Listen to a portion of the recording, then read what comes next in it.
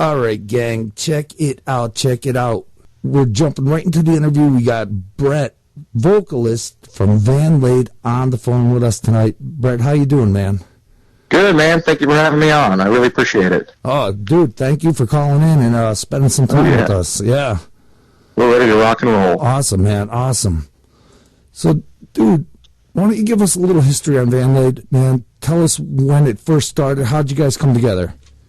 Sure, man. Let's see. Earliest, I've been in the band since maybe 2010 as the vocalist, but the band in some form or another has been around since probably 2006. I think that's the year. And I've been around the guys the whole time. It was kind of a high school project. I've actually been buddies with Nick, our bass player, since first grade. So we've been really close since we were little kids. So really, he played bass. We met Zach, guitar player. They started kind of jamming with a couple of our friends in high school. It was Chris Benzing and Tim Benzing. Tim was on drums, Chris on vocals. And it was more or less just a way to, I mean, popular music these days is not,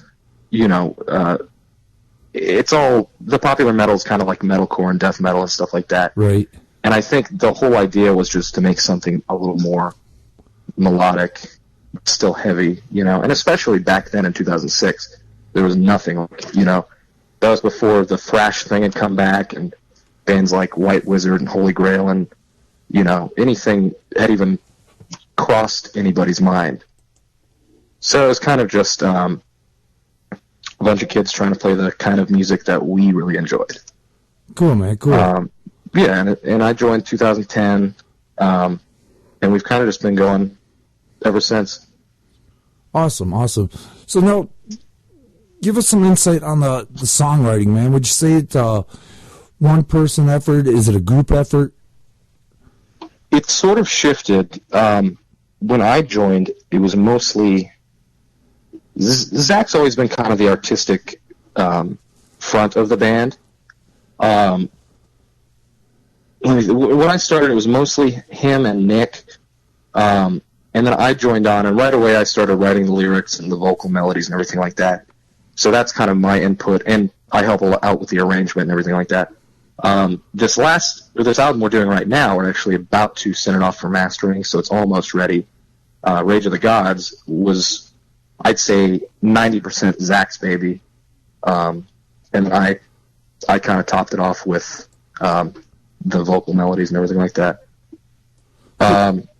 So yeah, it really just, it varies, the guys will bring in some riffs or I'll come in with a vocal idea that will kind of base a song around. So it's, it really kind of just depends. Cool, man. All right. So how would you describe Vanlade sound to people? I would say, well, I don't like using the words like throwback or old school, but it's kind of the melodic, fast, I don't know, not quite. I think if I said power metal, I'd have a lot of power metal nerds yelling at me saying it's not power metal, but it's in that vein. It's kind of like a faster Iron Maiden or something like that, in the most simplest terms. That's, people asking me in my personal life, I'll say, oh, it's like Iron Maiden, but it's kind of just, we try and make it very fast, full of hooks, and very melodic, and there's, the twin guitar, which was a big 80s thing. Right. Lots of guitar harmonies and vocal harmonies and shredding solos. Cool. So I call it like melodic speed metal or something like that. Yeah. See, well, I'm 44, so I grew up in the 80s. And, when I was listening to your tunes, I was like, and again, here we go, old school, but you got the old school we sound. Can't escape it. That just is what we are, but the thing is, that's what we know. That's the music that we like, and we've never really listened to any, when I was getting into music, it was my dad showing me bands like Boston and Foreigner and Bad Company, and then Rush and stuff like that. And then and Nick started getting into like heavy metal and stuff because of his parents. And then he showed me Iron Maiden in middle school, and it was like, whoa, this is like, I don't know. I remember thinking, because he listened to also a lot of like Cradle of Filth was big then, and like Children of Bodom, and I was like, I don't think I like metal. And then he showed me Iron Maiden, and I was like, oh, I get it. This is like, and I remember thinking, this is like Foreigner, but way cooler, like way faster and heavier. Right. Like, I can dig this. And it was kind of like, he showed me Blind Guardian, and I was like, oh, wow. You know, Blind Guardian was another big one. Cool, man, cool. So, dude, you play a lot of live shows, right? Yes, we've slowed down a little bit lately because we're doing more, we're focusing on the recording and everything. But, yeah, we play out quite a bit. Cool. So what would you say are the best and the worst things about the live gigs? The best is just the energy. I mean, there's really nothing like standing up there singing to a crowd of people that, you know, that are really into it. And then there's the off nights that, you know, that have to be the worst. But you try and minimize that with consistent practice and everything like that. But yeah, I mean, our songs are it's kind of more technical and more difficult, you know, each song we write.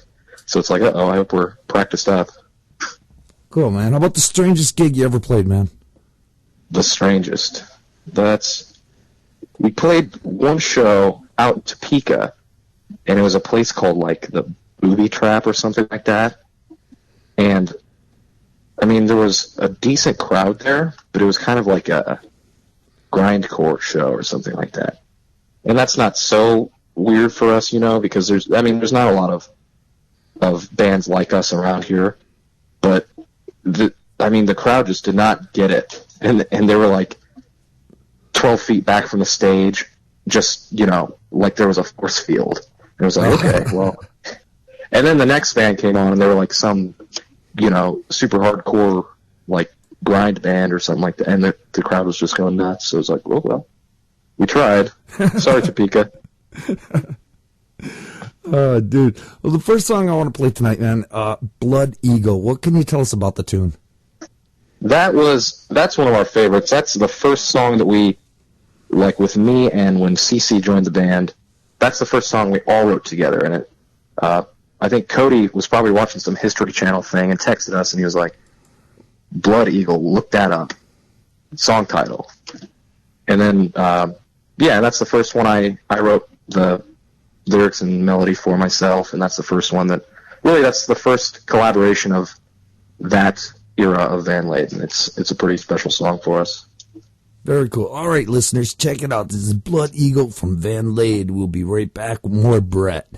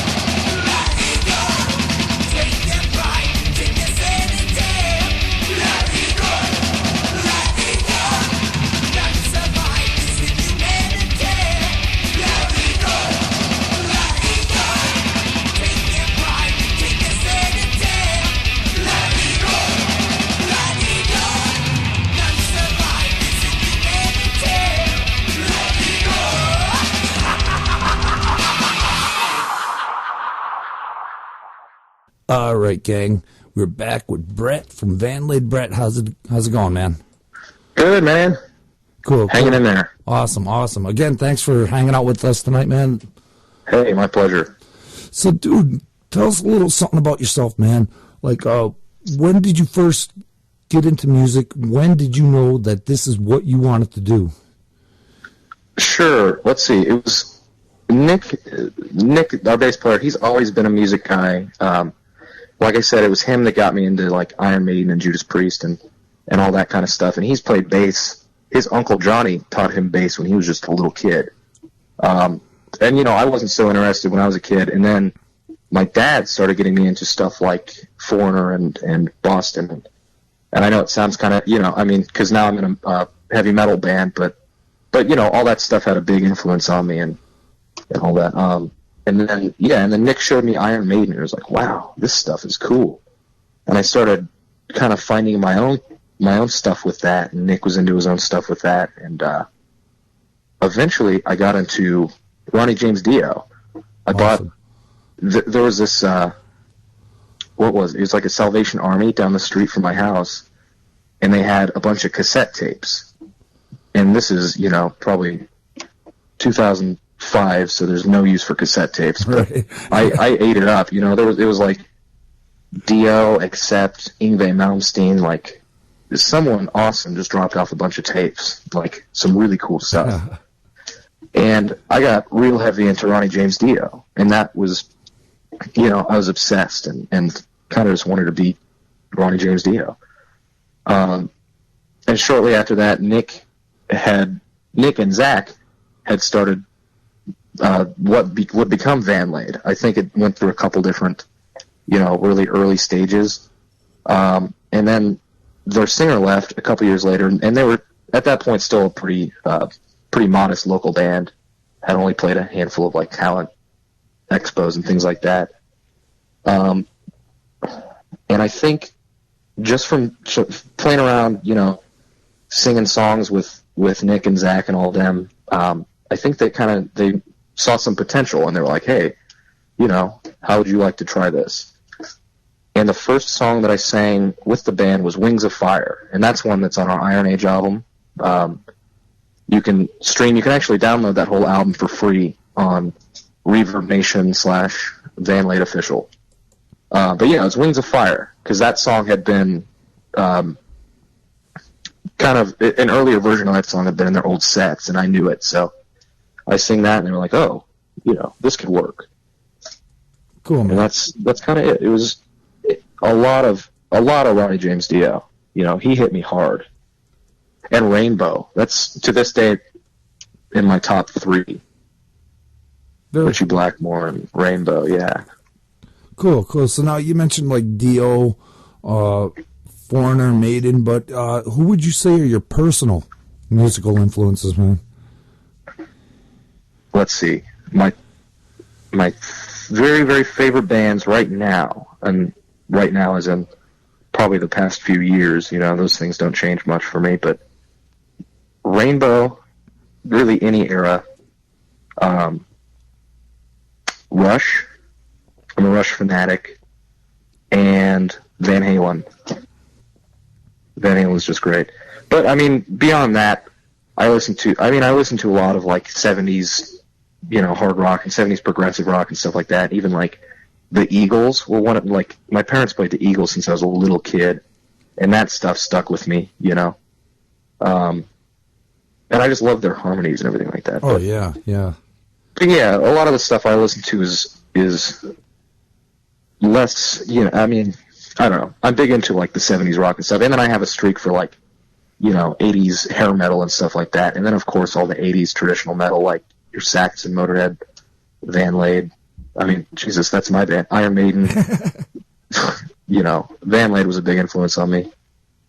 Cool, very cool.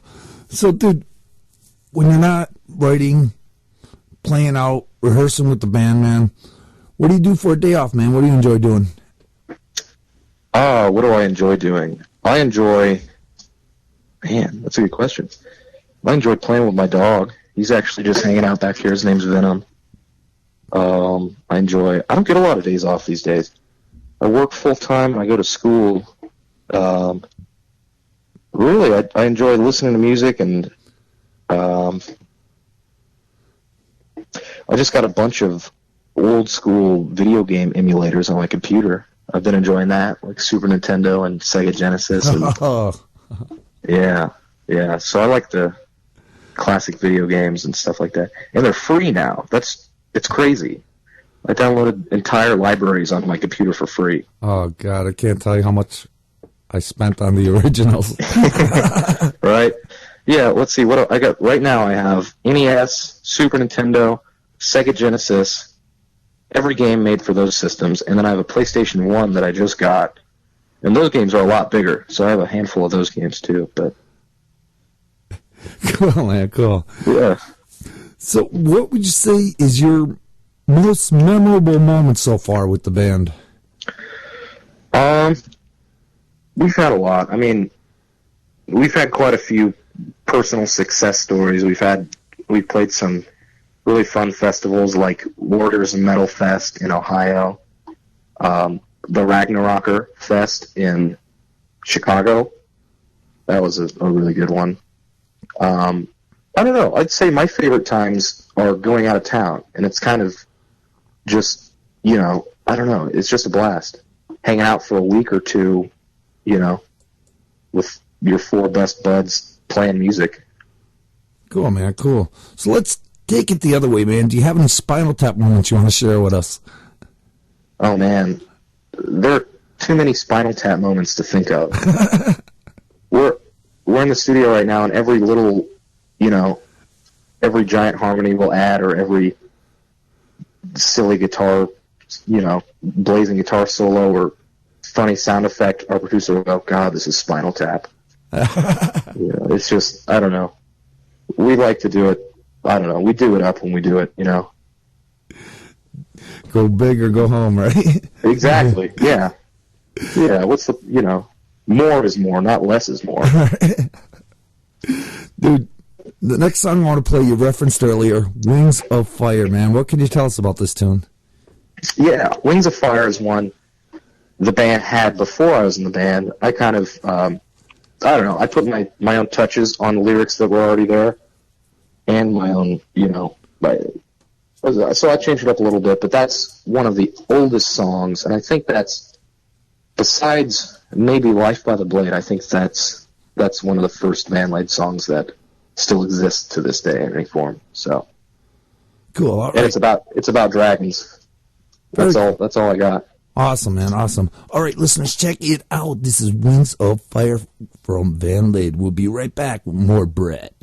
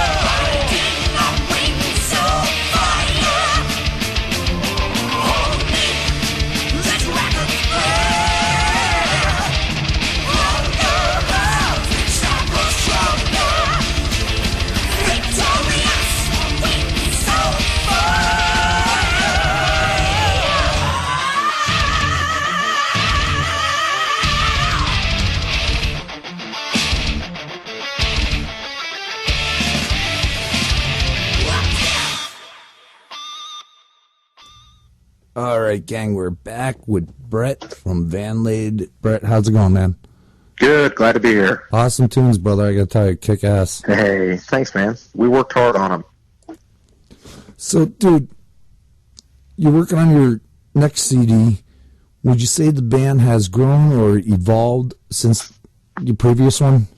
Yeah, I think the growth is tremendous between. It's been about, let's see. I mean, those are the songs on Iron Age. Those are the songs that we've, from the time that we started as a band to the time that I joined to the time that we recorded it. So there's a good 4 years between, and since then we've just become a lot more focused, and we've kind of crystallized our sound a little bit and really honed our musical skills and everything like that. So yeah, I think this album is a lot more, not only musically intricate, but I think the songwriting is better. I think, I think it's a step up, kind of in every direction.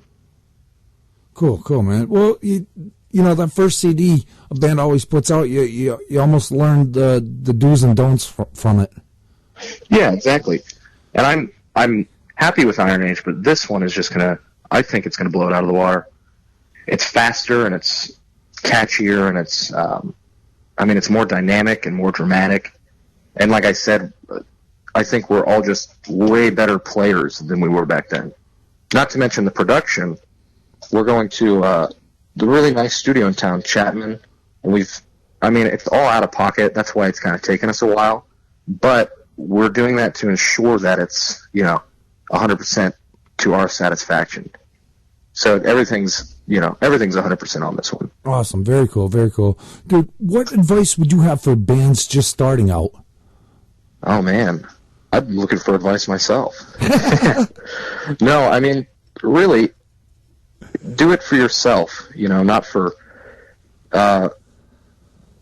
really just make yourself happy, because, in 30 years, you'll have, I don't know what I'm trying to say. I think I'm just trying to say, it's about the music over anything. Right. And if you do that to please yourself, I think that good things will come of it. And that's how we've been able to stick together for so long, despite personal successes and failures and everything like that. Really, we've always been doing this just to make music that we want to hear above anything else. Cool, man, cool. So now, are you guys on a label? Are you looking for a label? Our first album, we went through a distribution label. Actually, it was a joint distribution thing between Slaney Records in Ireland and Stormspell, which is out in California. And it was just kind of a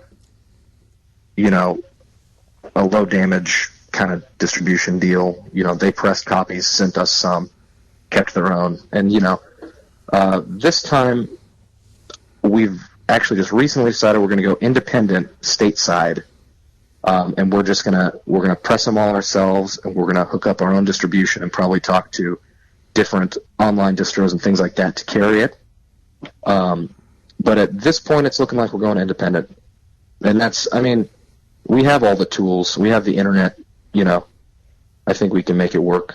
It's in 2015. I think that's a very valid option. Right.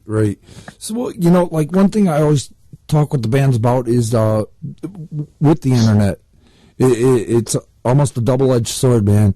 You almost don't need that major label record deal these days because of social media and being able to independently produce a CD. But on the flip side, there's 10,000 other bands doing the same thing. Exactly. Yeah. So yeah, a major label deal, or that's all nice, and that'll expand your reach.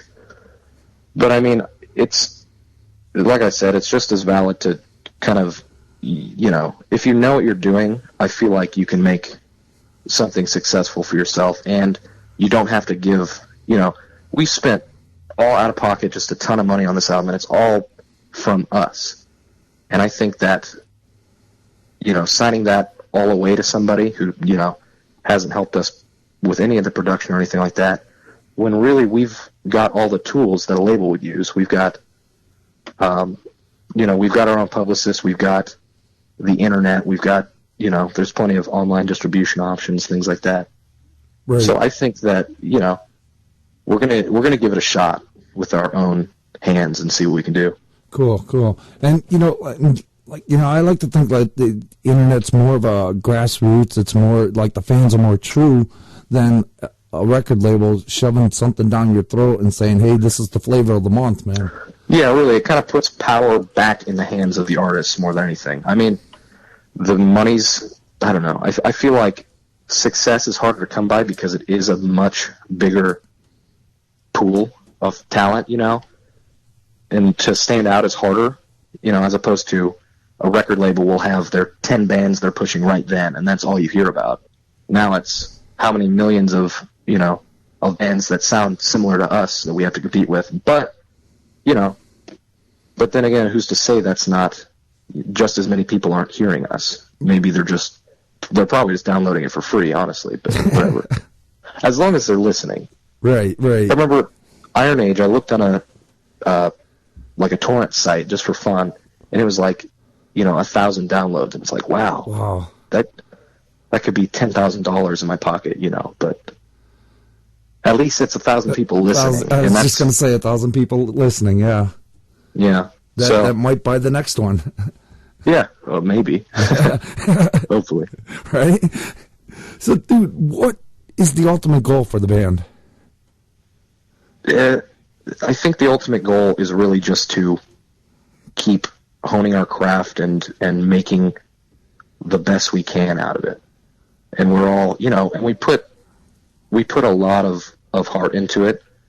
But like I said, it's to please ourselves before anybody else. But we want to make it as big as we can. But it's like I said, we're not banking on it. We've all got jobs, and we're all doing our own thing. But at the same time, we're kind of using this as our own outlet. Right, and it'd be nice to quit that day job, right? Yeah. Who knows? I mean, but that's not the goal, really. Right. Cool, man. That's one in a million, but yeah, absolutely, cool. Absolutely. And I think a lot of bands lose focus of that because they think they are that one in a million. Oh yeah, and those are the bands that last 2 years and break up because they start fighting because there's no money. But we're, the core of this band have been friends since school, so we're not going anywhere. That's cool. That's so you're friends first, and then bandmates. Yeah. So that's cool. Absolutely. That's important, man. That's important to have that friendship. Yep. And really, I mean, we could put this album out. We've spent how many thousands of dollars, and I mean, it would kind of suck. I'm saying it would be, if we were the only people to hear it, we'd still be happy. We're really, really proud of the music that we make. But we're not, cocky about it, or we're not, we'd like as many people to hear it as we can, just because we put so much effort into it. But it's, yeah. Cool, man. Cool. Very cool. So, upcoming shows. What do you got? What do you have going on? Right now, let me think. We've got one. I'm actually on our page right now. We've got one at the Riot Room. It's actually it's our buddy's it's called the Black Death Fest. It's a big black metal, death metal festival, which is kind of strange for us. But let me see, what day is that? I want to say it's the 19th. But anyways, I guess a band dropped off, and he asked us to play, so we're opening that one up one of those days. Where is it? Here we are. April 17th at the Riot Room, KC Black Death Fest. There's a bunch of our friends' bands. Stonehaven will be playing. Garroted, who's our drummer's other band. Our drummer lives in Lincoln. He's in a death metal band called Garroted. And then there's 20 plus other bands coming from out of state, way across the country. It's a pretty big thing, so that'll be a fun one. We're doing May 22nd in Hutchinson, Kansas at the Rusty Needle. That's kind of a personal request. Somebody asked us if we wanted to come out and play a party there. So, and then the next is July 11th in Des Moines, Iowa, and that's a house party. And that'll be another big one. I think there's a ton of other bands on that. It's at our buddy's house in Dark Mirror, who are a band up in Des Moines. There'll be Thorhammer and Tropical Storm from St. Louis. A ton of other bands from all around the country again on that one. And after that, we haven't booked any dates yet, but we're planning on a late summer tour. So probably 2 weeks we'll go out and hopefully be supporting our new album. Cool, man. Very cool. Where can the listeners find Vanlade? Facebook.com/Vanlade, Vanlade. That's kind of our one stop. That's where you can contact the band. You can get in touch with us about merch. You can listen to our music. It's actually through Reverb Nation, but there's a link to it right on the page. Our shop is actually Big Cartel, but it's all on the Facebook. And like I said, Iron Age is free download on Reverb Nation. So you can go on there and get our whole first album for free, and no guilty conscience. Awesome, dude. Awesome. Last song I want to play tonight, matter of fact, Iron Age, dude. What can you tell us about it? Iron Age, that's our kind of the centerpiece of our first album. It's the opener, but it sums us up, I think. It sums us up, at least at that time. It's just a fast, catchy, fun song. Cool, man. Cool. Brett, man, I want to thank you for taking the time and calling in tonight and hanging out with us. Absolutely, man. Thank you again for having me. Oh, yeah, dude. And when you get that second album done, we'll have you back. I'll be here. Awesome. I appreciate it. Hang on one second. Thanks, everybody, for listening. Hang on one second, Brett. Listeners, check it out. Iron Age from Vanlade. We'll be right back.